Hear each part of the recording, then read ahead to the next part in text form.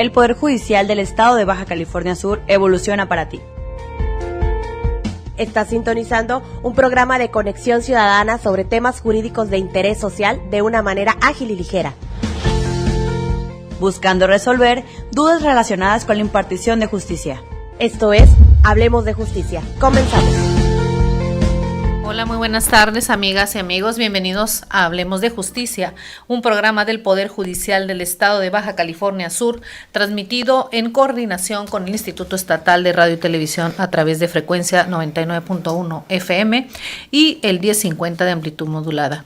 Soy la licenciada Ligia Patricia Muñoz Peña, consejera del Consejo de la Judicatura del Poder Judicial del Estado, y estaré compartiendo este espacio con todas y todos ustedes durante los 30 minutos.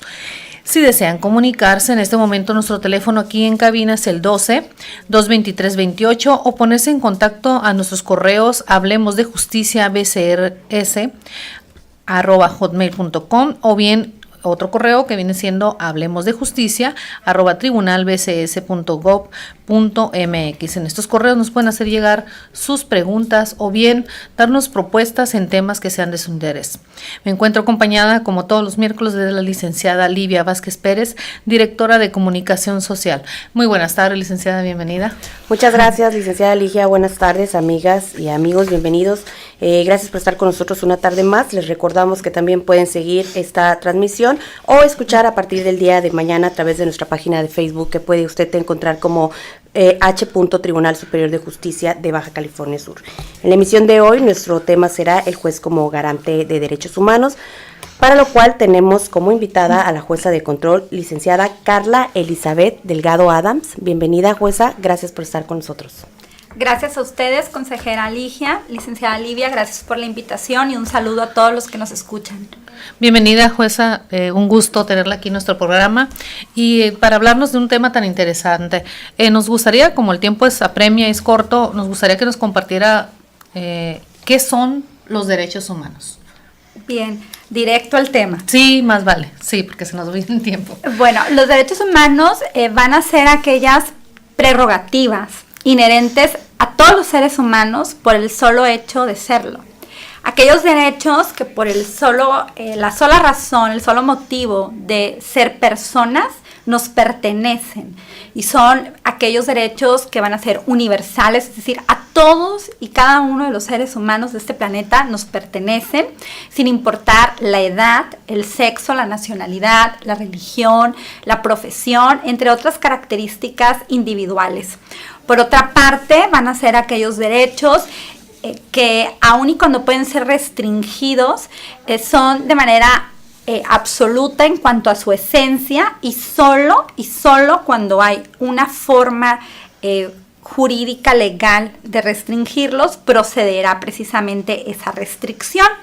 Esos derechos humanos pertenecen al ser humano como tal y es lo que permite que pueda exigir ante un ente, ante un poder, ante una autoridad, el respeto precisamente a ciertas cuestiones que puede precisamente solicitar su ejercicio, es decir, que le reconozca y que en su caso le otorgue la garantía para poder exigirlo. Muy bien. Bien, jueza, háblenos acerca de esta última reforma en materia de derechos humanos tan trascendental en nuestro país. Bien, como lo indica la reforma en materia de derechos humanos en nuestro país, la última fue publicada en el Diario Oficial de la Federación el 10 de junio del 2011. Esta reforma fue muy relevante en el sentido de que, entre otros cambios, vino a retomar la idea de los derechos humanos, cambiándolo por el que en la Constitución de 1917 existía como garantías individuales. Un término que para muchos de los que han estudiado y escrito sobre el tema ya era un término anticuado, obsoleto para nuestra Constitución.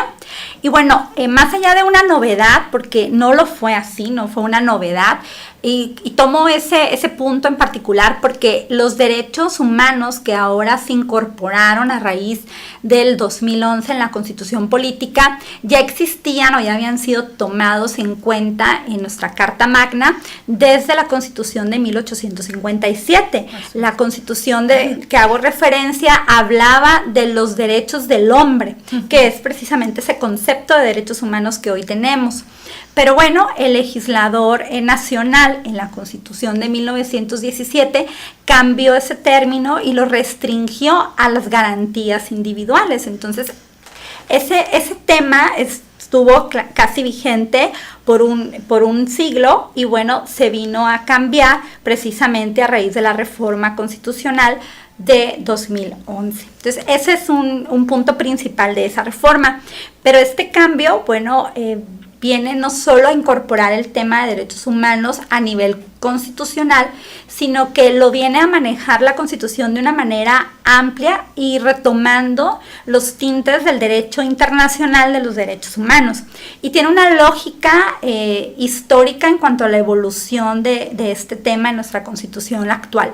¿Por qué? Bueno, porque la reforma, si nos damos cuenta, es de junio del 2011, fecha en la cual el Estado mexicano ya había sido condenado por la Corte Interamericana de Derechos Humanos, principalmente en el caso Rosendo Radilla, de sentencia de noviembre de 2009, y que vino a retomar la Corte Nacional, la Suprema Corte de Justicia de la Nación, al resolver el caso 912-2010, de precisamente donde se habla de este control y bloque de constitucionalidad. Entonces la reforma tiene una historia atrás, esta reforma del 2011, y que es precisamente el resultado de las violaciones de derechos humanos que se hicieron notar ante la Corte Interamericana y que, bueno, vinieron a repercutir evidentemente en el marco jurídico local o nacional.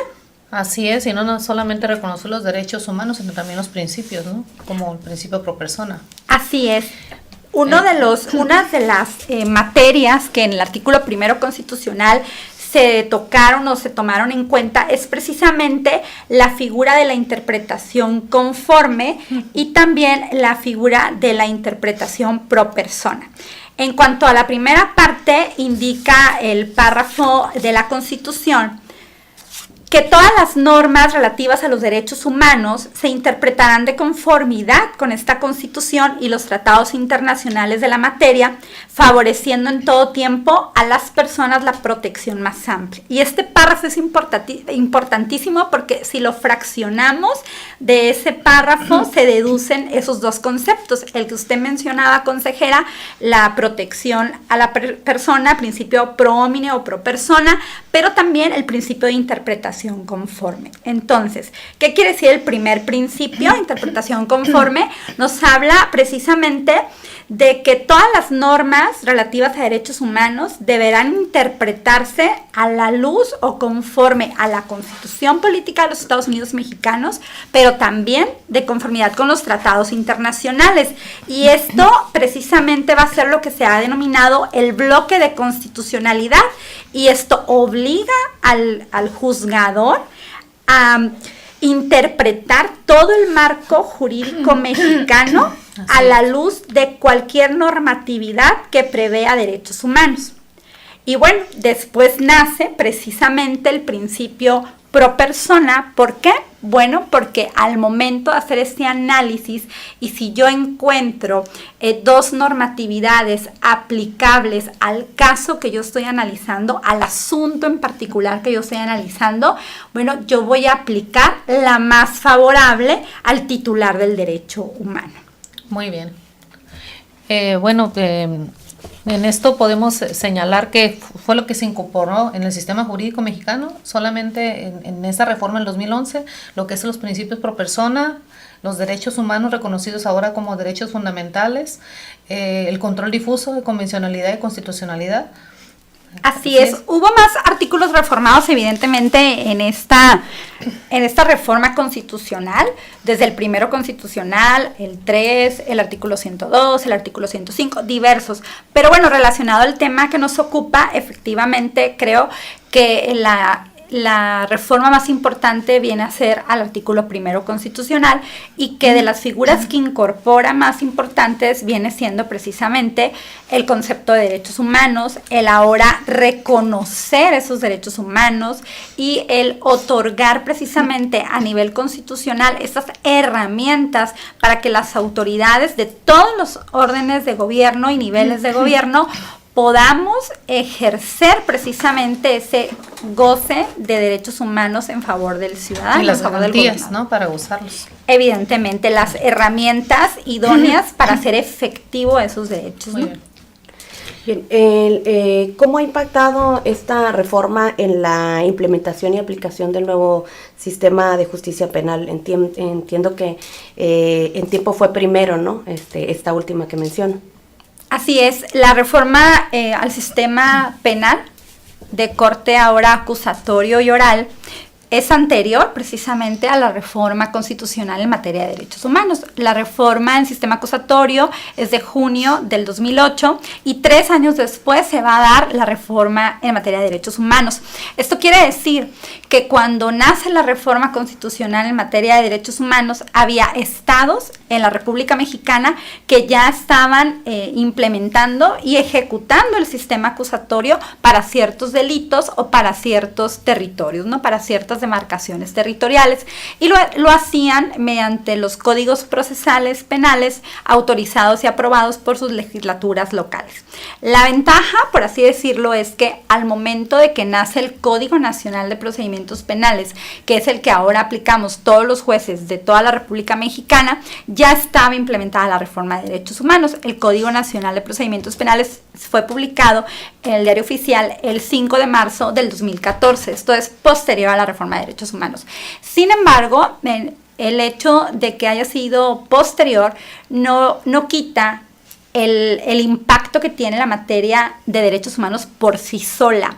Es decir, el Código Nacional, si bien tuvo que regularse absorbiendo en la mayor medida cuestiones relativas a derechos humanos y a su aplicación, evidentemente, como todas las normas son susceptibles de perfeccionarse o tienen lagunas legislativas, y bueno, de ahí precisamente la necesidad y la importancia de retomar el tema de derechos humanos en la materia penal. Entonces, sí se ha impactado, porque los jueces precisamente no solo tenemos que resolver los asuntos sometidos a nuestra consideración con el Código Penal vigente de nuestro estado, con el Código Nacional de Procedimientos Penales aplicable en toda la República Mexicana, sino que cuando eso no es suficiente para resolver un asunto, para garantizar precisamente un derecho a alguno de los sujetos penalmente involucrados, víctima u ofendido, o el imputado, tenemos que tomar precisamente alguna legislación nacional también, o bien internacional, algún tratado internacional, para aplicar armónicamente nuestra legislación. Entonces, el primer paso, por así decirlo, en esta aplicación de los derechos humanos sería hacerlo conforme a la normatividad internacional, pero a veces eso no es necesario cuando nuestra legislación local prevé lo suficiente para resolver ese asunto. Muy bien. Vamos a una pausa. Yo les invito a que se quede con nosotros a conocer más de el juez como garante de derechos humanos. Vamos a un corte y ya regresamos. Esto es Hablemos de Justicia. Ya estamos de regreso. Esto es Hablemos de Justicia. Ya regresamos, estamos con la jueza de control Carla Elizabeth Delgado Adams hablando acerca del juez como garante de derechos humanos, por lo que quiero recordarles que los teléfonos de cabina son el 12-223-28 para que se comunique con nosotros, o bien puede contactarnos a través de nuestros correos electrónicos que usted puede encontrar como hablemosdejusticia@bcs.hotmail.com y hablemosdejusticia@tribunalbcs.gov.mx. Nos quedamos. Muy bien. Jueza, me gustaría que me respondieras una pregunta muy interesante que incluso los radioescuchas, la sociedad en general, a veces cuestiona. En relación a estas reformas que nos viene comentando de junio del 2011 en nuestra Constitución, en reconocimiento de derechos humanos como derechos fundamentales ahora, me gustaría que me mencionara si protegen o garantizan más los derechos de la víctima o el ofendido, o del imputado, o viceversa. Bien, es la pregunta de todos los días, yo creo. Sí. Es difícil responder esa pregunta de manera particular porque habrá asuntos en los cuales para la sociedad o para quien está en la audiencia piense, o sea, su impresión, que se están protegiendo más un derecho que el otro. Pero considero que no es así. El sistema da las herramientas para que se garanticen en igualdad de condiciones los derechos tanto de víctimas como ofendidos y de imputados. El problema estriba o el punto fino aquí estriba en cómo aplicamos precisamente las herramientas jurídicas a nuestro alcance, para también, primero, no ocasionar esa desigualdad y aparte no ocasionar esa impresión en el ciudadano. Considero que la norma está hecha de tal suerte y manera que nos permite ser equitativos en cuanto a la aplicación del derecho. Efectivamente, hay de lecturas de ciertos artículos o apartados, se puede uno puede estimar que están protegiendo más a uno de los sujetos procesales, pero precisamente allí es donde el juzgador debe ser muy puntual y verificar si algún otro ordenamiento local, nacional o internacional cubre esa expectativa del ciudadano, si cumple con la protección de ese derecho y en su caso aplicarlo. Hay que retomar un poco el tema de qué se reformó precisamente o qué alcance tiene la reforma constitucional en materia de derechos humanos de 2011 en cuanto a la aplicación de la norma. Digamos que actualmente, a raíz de esa reforma, se abrió un abanico de posibilidades jurídicas en la aplicación del derecho. Esto quiere decir que ya no hay una jerarquía normativa como tal y que yo puedo aplicar incluso una norma que en los tiempos en que los que estamos aquí estudiábamos hubiera sido incomprensible el aplicar una norma inferior, por así decirlo, así lo mencionábamos, de menor jerarquía, como una ley estatal, por ejemplo, para la protección de personas que intervienen en un procedimiento penal, aplicarla en lugar de aplicar un precepto del Código Nacional o de la propia Constitución. ¿Puedo hacerlo hoy? Sí puedo hacerlo como juzgador. ¿Por qué o con base en qué? Con base en el primero constitucional que me indica que yo debo aplicar la norma que más beneficie al titular del derecho humano. Entonces, en materia penal siempre va a haber esta controversia y esta situación que causa siempre revuelo, por así mencionarlo. ¿Por qué? Porque siempre vamos a tener dos derechos en pugna, que son la pretensión del imputado y la pretensión de las víctimas u ofendidos, y que pocas veces se pueden, en este caso, dejar contentas ambas así partes, es, ¿no? Que queden conformes ambas pretensiones. Es difícilmente va a ser así. Y los derechos de ambos son igual de importantes. Los derechos humanos tienen una base en principios que tiene que ver con la universalidad, son para todos, con la interdependencia. Si yo restrinjo un derecho humano, estoy restringiendo otro a la vez. Si yo vulnero un derecho humano, vulnero otro a la vez. Entonces, eso es lo que permite precisamente buscar un equilibrio. Entonces, la aplicación de los derechos humanos con base primordial en sus principios y tomando muy en cuenta precisamente que el juez debe de interpretar la norma que más favorezca al ciudadano y que cuando esté en pugna precisamente el aplicar una norma lo tiene que hacer primero de la manera más amplia posible cuando esa norma protege un derecho humano y de la manera más estricta posible cuando esa norma restringe un derecho humano. Entonces de ahí el equilibrio precisamente entre la aplicación de normas. Entonces habrá derechos que se restrinjan, y en materia penal el más común o un ejemplo más sencillo es la prisión. Cuando a una persona se le impone prisión durante un proceso en calidad de imputado para que todo su proceso lo siga detenido, se restringe un derecho humano, su derecho humano a la libertad. Así es. Pero bueno, esta restricción se va a hacer evidentemente de la manera menos lesiva para el ciudadano en casos extremos, así legislados, o en casos excepcionales. Y aquí viene este ejemplo de la prisión preventiva es un ejemplo de cómo se restringen derechos humanos y cómo también se puede aplicar la norma internacional, la norma nacional en protección de, pero como ahora también el límite va a ser la restricción constitucional. Entonces ahora, a diferencia de como era antes, que el límite era la jerarquía normativa, ahora no sucede así. Ahora, por decirlo de una forma, el límite será la restricción que existe en nuestra Constitución, porque así lo ha hecho ver la Suprema Corte de Justicia en diversos criterios que emitió durante el año 2014. Y el respeto también al principio de presunción de inocencia también, ¿no? Sí, es que son... O sea, imagínate tú que te acusen de un delito y tú no cometiste ese delito, y en el sistema anterior era mientras eran peras o manzanas, tú estabas en prisión 3 años. Así ¿Y es. qué pasaba esos 3 años? Pierdes familia, pierdes trabajo, pierdes todo. Entonces yo creo que las partes deben de estar contentas en el procedimiento acusatorio, porque el hecho que el juez respete el derecho de ambas partes en igualdad, eso te va a garantizar a ti que realmente se aplique la justicia, porque en un futuro, en un amparo, también tumbaban los asuntos si había una violación de derechos dentro del procedimiento. ¿No es así, juez? Por supuesto. Además, viene algo muy interesante, porque sí es cierto, las víctimas a veces consideran que tiene más derechos el imputado porque sale del proceso en libertad. Se va durante el proceso en libertad. Es decir, la puerta giratoria, llegan a las audiencias y se van en libertad. Pero no sucede así como usted acaba de comentar. ¿Qué es lo que protege más el derecho humano del ciudadano? La libertad, que durante la investigación y tu proceso estés en libertad. Hay excepciones a eso, desde luego, ese es otro tema.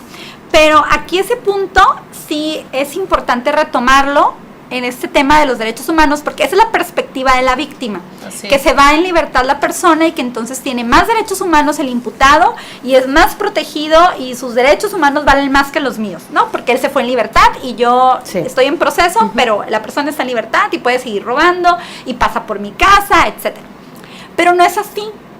En realidad la pregunta es, ¿viola derechos humanos de la víctima el hecho de que una persona que está siendo investigada todavía, que está siendo procesado apenas, esté en libertad? ¿Eso viola un derecho humano de la víctima? No. Considero que no.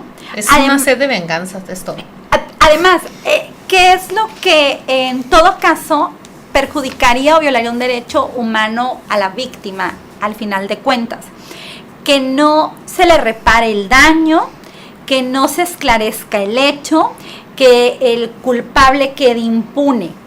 Eso es lo que provocaría en realidad una vulneración de los derechos humanos de la víctima, que tienen derecho a la verdad, que tiene derecho a que se esclarezca el hecho, a que se le repare el daño, etcétera. Y a la justicia. Pero eso lo puede obtener ¿cuándo? Estando el imputado detenido durante la investigación, no necesariamente. Lo puede obtener cuando el imputado ya sea sentenciado, cuando se dicte una sentencia de condena en un juicio. Y entonces sí, dependiendo del delito y la pena a imponer, puede estar detenido, ¿no? Muy bien. Jueza, ¿qué cree? ¿Por qué cree que empecé rapidito con el tema? Ya se nos acabó el tiempo. ¿Pero cómo? Muchísimas gracias por estar y por haber participado en este programa, y creo que vamos a tener que continuar próximamente con el tema, muy interesante. Nos quedamos a la mitad prácticamente. Nos encantó sus ejemplos, así que muchísimas gracias, Licenciada Livia. Sí, pues le agradecemos. ¿Algún saludo? Gracias a ustedes por la invitación, un gusto y quedo a sus órdenes. Muy Bien, le agradecemos su colaboración a la jueza de control Carla Elizabeth Delgado Adams, quien nos vino a hablar acerca del tema del juez como garante de derechos humanos. Gracias a ustedes que nos acompañaron en esta transmisión. Yo les invito a sintonizarnos el próximo miércoles en punto de las 6:30 de la tarde por la Radio Sud California. Se despide la licenciada Livia Vázquez. Se despide la licenciada Ligia Patricia Muñoz Peña y nos vemos el próximo miércoles. Esto fue Hablemos de Justicia, un programa del Poder Judicial del Estado de Baja California Sur en coordinación con el Instituto Estatal de Radio y Televisión.